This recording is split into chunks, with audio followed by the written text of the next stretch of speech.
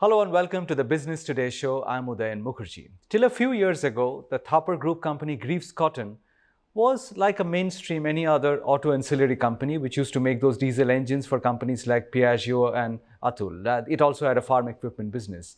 But in the last few years, it seems to have rediscovered itself quite completely from uh, from an auto ancillary company, diesel engine manufacturer, to a fuel agnostic solutions provider. And it's even pivoted from being a largely B2B player to a B2C company.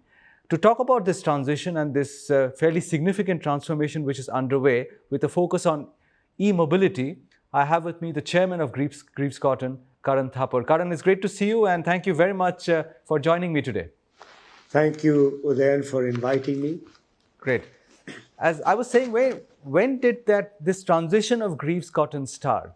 Because you seem to have rediscovered yourself quite completely, and that process is still underway. At what point did you tell yourself that I'm not just going to be a B2B diesel engine manufacturer, but I want to up my game and get into the e-mobility space in a big way? The journey began in 2016 when we were discussing in the board and with the top management team how we could repurpose the company and what we should do, in order to achieve that. So I would say the journey began that year. What was the driving point? I mean, did you feel that you had to use your expertise to tap into the looming e-mobility revolution, or was it a move towards becoming more of a B2C company? What was the driving force behind this transition plan? Well, it was fairly clear to us that a only fossil fuel based solution for powertrains was not going to be sustainable for the longer term. And in our business, it takes time to sort of achieve the position that we had achieved with the diesel powertrain, especially for in the low light commercial vehicles, the three-wheeler and the small four-wheeler. And we felt that the way for the future was electric. And that's when we began discussing how to get into it. Along the way, once we did take the plunge into the electric mobility area, we decided that we should go in as a product rather than only as the powertrain, which had been our expertise all along. That's a significant shift because, not many component manufacturers go on to become the brand themselves. But today what you're doing is this series of product launches that we're seeing from Greaves Cotton. There seems to be a complete realignment of purpose, that we are not going to be a component manufacturer for the end product which somebody else will make. Is it an easy transition to make, from a component player to actually a finished product vehicle manufacturer? It is not easy, then. There are enormous challenges. And I think one of the key challenges is getting the people, the management of a very old legacy business. Greaves Cotton has been around for over 160 years. To get them to think and act differently is a challenge. But you seem to have overcome the challenge by getting your current vice chairman, who's been very instrumental and key to your plans, right? Yes, Nagesh is leading our vision, the board's vision for electric mobility. He has a very clear idea of where we should be going, a lot of experience. But we must understand, at least we do at the board, that we are very early in our journey and there's a very long road ahead. That's an interesting point because, a lot of people do say that there is a lot of excitement about this electric vehicle game, but the legacy manufacturers almost scoff at it saying, you're too early into it. I mean, India is going to be a fossil fuel destination for a very long time, and this road towards the transformation towards electric will take much longer than some of these electric vehicle manufacturers suggest. What's your answer to that? Market penetration of electric vehicles is definitely a challenge, no question about that. It's for two-wheelers, it's currently hovering between 4 and 5%. For four-wheelers and even for three-wheelers, it's quite negligible. So, yes, at today's scenario, it seems fairly insignificant. But I think that the world's investments into the entire area of electric mobility is now in the trillions of dollars. And a lot of that work and money invested is revealing itself in ever-changing, more efficient production of components, of batteries, of motors, of all the enablers for electric vehicles. So it's just a matter of time when these become competitive on their own, in their own right. In several applications, the total cost of ownership of an electric vehicle is already better than that of an IC engine, particularly in small payload applications. And this trend is going to continue. Now, when electric vehicles reach a much higher and significant degree of market penetration, those projections keep varying. I keep hearing all sorts of numbers and predictions. I don't have a particular crystal ball. I only clear that there is a particular direction in which the world is going, and we are going to be part of that journey.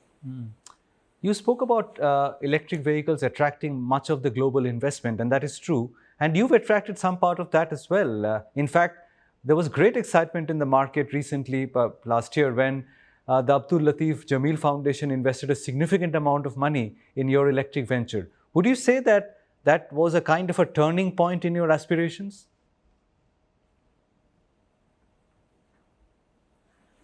Well, we went out to raise money for our electric vehicles business because we want to expand, we want to bring in new technologies, we want to build brand, etc., etc. And we found Abdul Latif Jameel a very keen investor in this electric mobility space. They had invested very early in a well-known US startup called Rivian and were looking for opportunities. We are very proud and very thrilled that they selected Greaves Cotton as the company to invest with. Would you solicit even greater investment from them going forward? I mean, what's the plan? What's the ideal ownership mix between you and the Jameel family in your electric mobility company? Well, Greaves Electric Mobility continues to be a subsidiary of Greaves Cotton. Depending upon the needs of capital, we will continue to go to the market, and there's always different options of raising that money, and we will explore as and when we need the money. It's not just the money though, Karan, because aligning with some of these global investors gives you the opportunity or the option of aligning with some of the larger players in the electric mobility space in the Western world. Like you spoke about the Jameel family's interest in Rivian. And it's no secret that at some point, electric mobility companies will need to work on, say, batteries and other components, which are crucial in the success of all e-mobility companies. Do you see that possibility now with Jameel as an investor, that they may connect you to other companies in the West who you can partner with? We are very happy to be connected to anybody that is relevant to our business model. And the Jameel family has some connections which, they are ready to share with us. But we are looking out for technology of all kinds, enabling a better, more efficient, more cost, productive electric vehicle on our own as well. As you know, or you may have recently read that Greaves Cotton has just signed an agreement with a small company in the UK, which makes excellent motors, and the design of motors is excellent. And we're expecting to launch those products sometime later this year. Now, there are a number of other people we are talking to, and that journey will continue because, as I said earlier, the technology is evolving, and we cannot afford to be complacent. Your ambition in the two-wheeler space, electric two-wheeler space, is getting even more pronounced because the kind of products that you showcased recently, some of these high-speed scooters seem to be technologically much more superior compared to the options that you were unveiling earlier. In fact, some of the price points I hear are more than ₹100,000. What is the kind of price level this market can take, you feel? Price levels that have already been set by the IC engine-based vehicles, scooters, and motorcycles. So it's hard to go beyond that price point for the present. But I think as consumers get more and more comfortable with electric vehicles, they will realize that it occupies its own space and it is very unique. I would urge anybody who has tried or uses an IC engine vehicle to try an electric vehicle and experience the difference. It is completely different. The ease, the lack of vibration, the smoothness of the ride, it's a whole new experience. And we are definitely attracting a whole new class of customer or new type of customer to this, to this vehicle. Have you driven one yourself, Karan?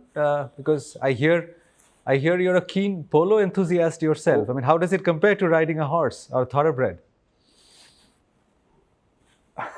The electric vehicle is very smooth, no bucking and like the polo ponies. How do you see competition in this space? Because, while you've got investment in and you're launching products and you've got a good team, but there are significant competitors like Kinetic, like Ola, even the incumbent players, legacy fuel players like Bajaj Auto. How do you see yourself locking horns with them? Well, it's a competitive marketplace. There is the companies you mentioned and more coming in all the time. We have a slight early mover advantage, and hopefully we will do what it takes to maintain that advantage. I don't think any legacy player has any particular advantage in this field, and as I said, it is a completely different product altogether. It needs a different outlook. So, an early mover advantage definitely will benefit us in the long term. We're learning all the time. Any market share targets that you have? Because I believe that Ampere, the company that you bought and through which you're launching many products, has about a 12-13% share in the market. Would you be confident of maintaining that? Would you be content with having that kind of a share eventually as this market unfolds and expands? Yes, we have targeted a 15% market share, and we're close. We're about 13% as you said, 12, 13% now. And we are confident that we can maintain that share. What about other product variants like e-three-wheelers or e-rickshaws? What kind of ambitions do you have there, and how big is that market? I mean, how big as part of your e-mobility business could those products be? Well, the three-wheeler market is already quite large. It is being addressed through, on the electric side, it is being addressed through two completely different vehicles. One is what we call loosely the electric rickshaw, which is L3. And then there is the electric auto, which is L5. One is, of course, for smaller payloads. Those vehicles are unregulated, and we do have a small presence in that market yet. Currently, through a company called Bestway. And on the auto side, the L5 side, we have our presence through another company called MLR Auto. And that market will grow. It has different challenges for moving both passengers and cargo. And we are in the process of addressing those challenges. I expect good momentum in the current year.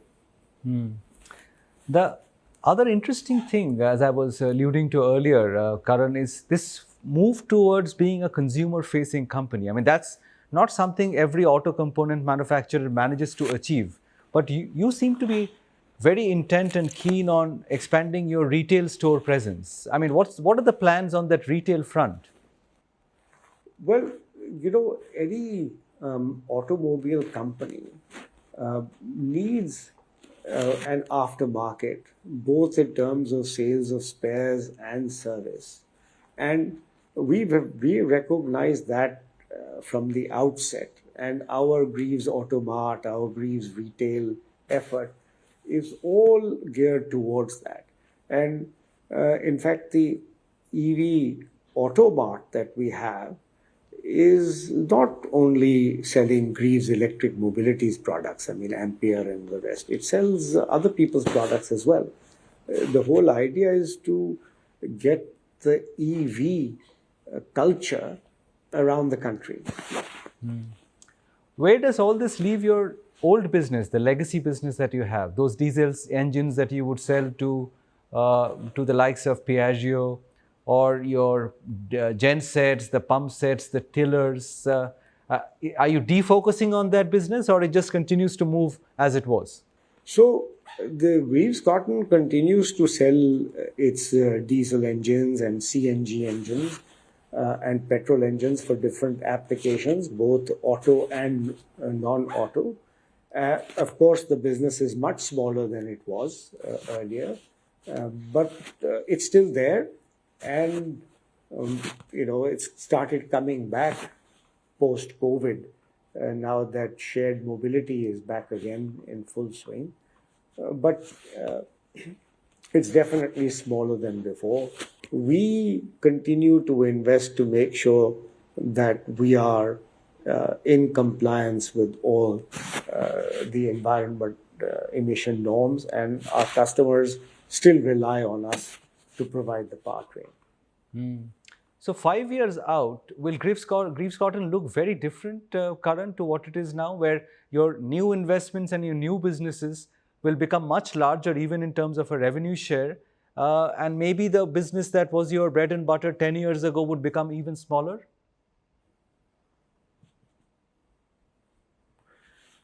Well, there is definitely a much higher growth momentum currently in the electric mobility side of the business. There's no doubt about that. But Greaves Cotton, the legacy business, is itself investing in the electric powertrain and making components there. So that business will grow as well. So yes, the B2B legacy side of the business will be much smaller for the Greaves Group as a whole, but it will be a very significant business nonetheless. Well, good luck with your aspirations, Karan. It was great talking to you today, and thank you very much for your time. Thank you, Udayan. Pleasure to speak with you. Thank you. All the best. Bye-bye. Bye. If you like the video, do like, comment, share and subscribe.